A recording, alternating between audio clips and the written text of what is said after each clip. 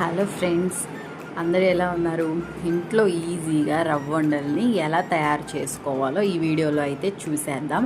దీనికోసం మనకి ఏం అక్కర్లేదండి, ఈ మూడు ఇంట్లో ఉంటే చాలు. బొంబాయి రవ్వ, నెయ్యి, అలాగే పాలు ఉంటే సరిపోతుందండి. మీరు ఇంట్లో సింపుల్గా చేసేసుకోవచ్చు. ముందుగా స్టవ్ ఆన్ చేసుకొని దానిలోకి బొంబాయి రవ్వని పోసుకొని బాగా మిక్స్ చేసుకోవాలండి.